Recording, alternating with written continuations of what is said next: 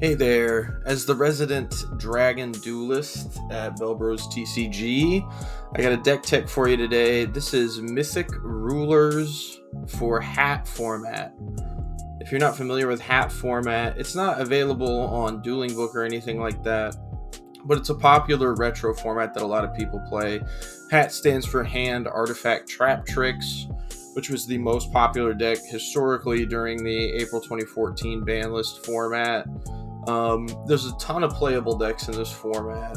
Really diverse, very interesting gameplay. You've got some power level outliers like Soul Charge, but overall it's still a very, very fun and diverse format. So, let's talk a little bit about Mythic Rulers. The core of the deck is the 4 Dragon Rulers. We're past Dragon Ruler format, so the Dragon Ruler deck has been nerfed pretty hard, but all the rulers are still available at 1, and they're so powerful that even with just 4 cards in the deck, they're still really worth building around. So there's 1 Dragon Ruler for each of the attributes except for Light and Dark. They're all level 7 monsters, and they all have 3 effects. The first is that you can banish 2 monsters that either have the same attribute or type as the Dragon Rulers to special summon them from your hand or graveyard. The second effect is that you can discard the Dragon Ruler and 1 monster that shares its attribute to get a secondary effect for Redox. It's a Reborn. For Tempest, it searches a Wind Dragon monster. For Blaster, it's a removal spell, and for Tidal, it's a Foolish Burial. And then our final effect is that when they're banished, you can search up a dragon-type monster that has the same attribute as them. So, they're really helpful in a lot of ways. They're helpful in the hand or the graveyard. They're even helpful if they get banished. They're just super powerful cards. They open us up to a lot of rank 7 Xyz plays, and they can hold their own by themselves. The other part of the namesake for this deck is the Mythic package, which is 2 Mythic Water Dragon and 1 Mythic Tree Dragon.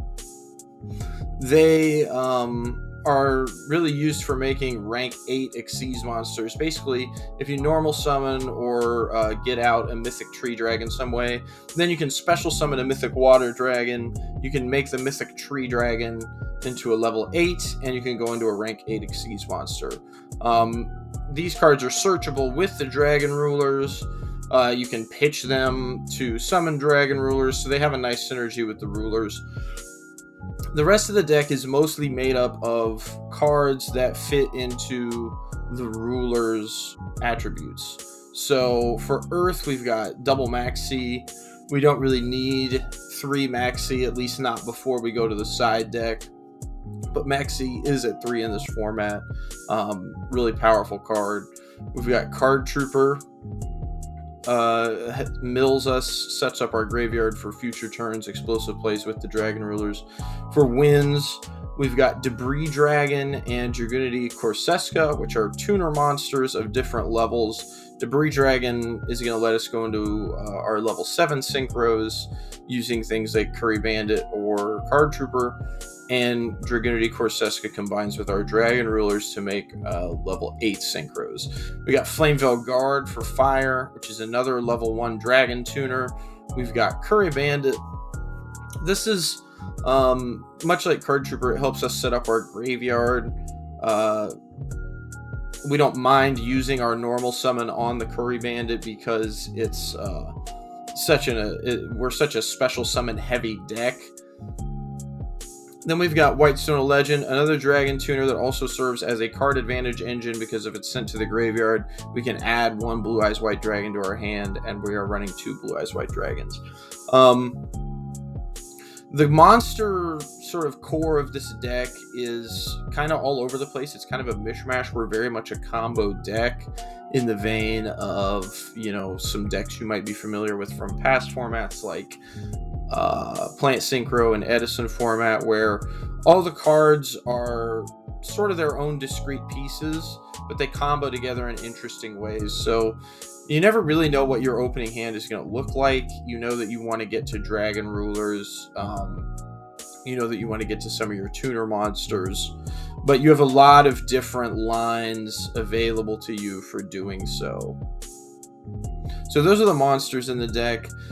The spells in this deck are mostly consistency spells for helping us get the monsters we need, drawing a bunch of cards, card advantage. So first we've got Triple Dragon Shrine. Dragon Shrine lets us Foolish Burial a dragon, and then if the dragon that we sent was a normal monster, which we're running 4 here, we can send another dragon. So this is basically a double Foolish Burial in our deck a lot of the time, which is absurdly strong. Cards of Consonance lets us discard 1 Dragon Tuner with 1,000 or less attack and draw 2 cards. We're running a lot of Dragon Tuners with 1,000 or less attack, so this is really consistent for us. Trade-in, I've played around with the trade-in a little bit. We're only running 4 level 8 monsters, but you really don't want, especially the Blue Eyes, in your hand, and of course, if we send them to the grave, they still have utility because we can use them to special summon the Dragon Rulers. So I've settled on 2 trade-ins for now. If it's 1 copy, you just never see it. We are running 1 Sacred Sword of 7 stars. We only have 4 targets for this in the deck. It's limited anyway, but this allows us to plus off of a Dragon Ruler when we banish it and draw 2 cards. So it's a pretty awesome card for our deck. Gold Sark works similarly. We can banish a Dragon Ruler with Gold Sark and trigger its banish effect and then get it to our hand 2 turns later. Burial from a Different Dimension lets us return up to 3 banished monsters to the graveyard. Foolish Burial for obvious reasons, and 1 for 1 to let us special summon one of our level 1 Dragon Tuners. So all of these spells sort of help the deck's consistency. They combo with multiple different pieces of the deck. They just let us draw more cards and see the cards that we need to really access our extra deck. We're also running Triple Soul Charge. It's kind of a no-brainer in HAT format. This card is just absurdly broken, but we are a graveyard deck, and turn 1 Soul Charge is basically free. You don't have your battle phase anyway, so a lot of times the Soul Charge is one of the best cards in our deck. Moving into the traps, we've got Triple Skill Drain. This is kind of an interesting one because we are such a monster effect heavy deck, but the Dragon Rulers themselves work really well with Skill Drain. They're high stat monsters, and Skill Drain actually negates their effect that would return them to their hand. So with a Skill Drain out, a Dragon Ruler is basically just a 2800 monster that we can special summon and it sticks around. And a lot of times, whatever our opponents are doing in their deck isn't going to be able to beat that. So triple main deck Skill Drain. We can take this out in certain matchups, but kind of a funny card, in my opinion, to be running in a deck like this. And then we've got the single Torrential Tribute rounding out the main deck. For the extra, we've got double Draco Sack. This was the Scourge of Dragon Ruler format. We're running Dragon Rulers, so we want to be running Draco Sack. Really resilient card. You can bring it out, and your opponent's going to have a hard time breaking your board. Big Eye is our other rank 7 Xyz monster. Basically lets us take control of one of our opponent's monsters. Really powerful against certain decks in HAT format. We also have a bunch of rank 8 Xyz monsters because, like I said, that's really the point of the Mythic package in Mythic Rulers. Our best one is Divine Dragon Knight Felgrand here. He is a negate, or he can turn himself or another card you control into, like a towers where it's unaffected by other card effects. So he has a really versatile effect, really good in this format. He's got a big body, really good rank 8 Xyz for us. We've also got Sun Dragon Overlord of Heliopolis, which we can make with 2 level 8s, and this is just some nice removal for us, and Giant Grinder is also some nice removal for us in the rank 8 suite. Moving into the synchros, we've got 2 level 7s that we're going to make usually with Debris Dragon and either Curry Bandit or Card Trooper, Black Rose Dragon, and Ancient Fairy Dragon. Ancient Fairy Dragon is actually pretty nice in this deck because it's a nice extender for us. If we can make an Ancient Fairy Dragon, then maybe we can extend into like a Fell Grand off of our Mythic cards. As far as level 8s, then we're usually going to make with a Dragon Ruler and one of our level 1 synchros. We've got Stardust Dragon, Scrap Dragon, Stardust Spark Dragon, Crimson Blader, and Red Dragon Archfiend. Red Dragon Archfiend's basically just here to bring out the skill drain. If the 2800 attack isn't doing it, Red Dragon Archfiend will certainly do it with the skill drain out on the battlefield and just be a 3000 attack beat stick. We've also got Azure Eyes Silver Dragon to make with our Blue Eyes, and Star Eater to make usually with our Dragon Rulers and a Debris Dragon, or a combination of 3 cards. This card just good against control decks, and helpful because it has, slightly more attack than basically anything else in the format. For the side deck, we got Double DD Crow for matchups against graveyard decks. We've got the 3rd Max C to bring in if we're going second against other combo decks. We got Mystical Space Typhoon, 3 of them to bring in against decks that are running a lot of Floodgates, back row decks. We got Dark Hole, singleton copy. We got Triple Royal Decree, also really useful against Floodgates in this format. Speaking of Floodgates in this format, we got 2 Vanity's Emptiness in the sideboard. Just the absolute scourge of HAT format, really. Neither player can special summon monsters. If a card is sent from the deck or field to the graveyard, destroy this card. You just do your combo, flip Vanity's Emptiness on your opponent's turn, and if they can't immediately remove it, they're probably going to concede a lot of the time. I really don't like these kinds of cards too much, but again, sometimes it's hard to turn down a free win out of your sideboard. We got Double Phoenix Wing Wind Blast. This is removal that takes care of pretty much everything. There's starting to be cards in HAT format that are immune to destruction and things like that. So Phoenix Wing Wind Blast can take care of those cards, and it doesn't have any stipulations on what kind of card it can target. You can remove anything with the Phoenix Wing Wind Blast, whether that's a Floodgate Trap or a problematic monster. And then we have the Singleton Solemn Warning to round out the side deck. For the pros and cons of Mythic Rulers, I would say pros. Number 1, this deck's very consistent. We're running all these consistency spells. A lot of our monsters help us with consistency, stuff like Card Trooper and Curry Bandit. So even if we're not looking at the exact same hand every time we start a game, we have a lot of cards that sort of help smooth our deck out and get us to the cards that we want pretty much every game. Number 2, this deck is really powerful. Like I said, the core of the Dragon Rulers that it's built around is still a super powerful deck in HAT format. We're able to use some of the most powerful extra deck monsters that had ever been printed at this time.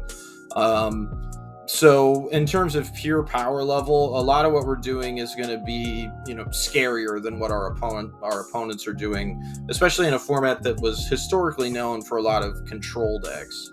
Pro number 3, we can play a lot of Floodgates. It doesn't really affect our deck too much to run things like Skill Drain, like Royal Decree out of the sideboard. We have the space for that, and if we can combo off our turn and then flip a Floodgate on the following turn, that's a really powerful board that's going to be difficult for our opponents to break. And then pro number 4, this deck is just super satisfying to play. Like, if you are looking for a little bit of a challenge, if you enjoy finding different lines in the deck from game to game to get you to your powerful extra deck cards, this deck's going to be super satisfying for you to play. We're playing a very diverse extra deck too. We have a lot of different options. Sometimes you get to play sort of unusual cards that other decks don't get to play. So it's really satisfying to play in that sense. For the cons of this deck, it is very challenging to play. Just like I said, for the satisfying thing, if you're looking for a linear strategy in HAT format, this is probably not it. It's not super beginner friendly. It does require a lot of knowledge of the deck and the format to pilot it correctly. So that's a bit of a pro and a con. Con number two, it's pretty weak to graveyard hate, like macro type effects or even DD crows can really hurt this deck. We're sending a lot of cards to the graveyard. We have kind of an expectation that we're going to be able to reuse cards in our graveyard even if we've already used them. So graveyard hate is really challenging for us to play through. And con number three, our combos require a lot of investment.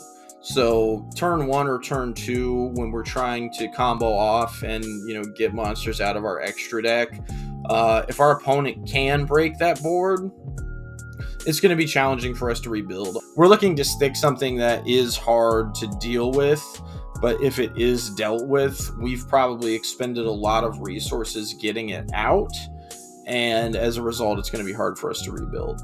Overall, though, I think the deck has more pros than cons. I think it's a super fun, really interesting way to play in HAT format.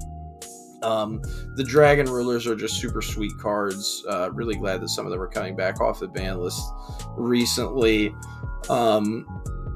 It's an interesting deck construction with all the different attributes in it, all the different kinds of monsters and little utility monster effects, and then just an absolute banger of an extra deck that we have access to. So I think it's a really cool deck. I hope you'll check it out, and thanks for joining us on Bell Bros TCG.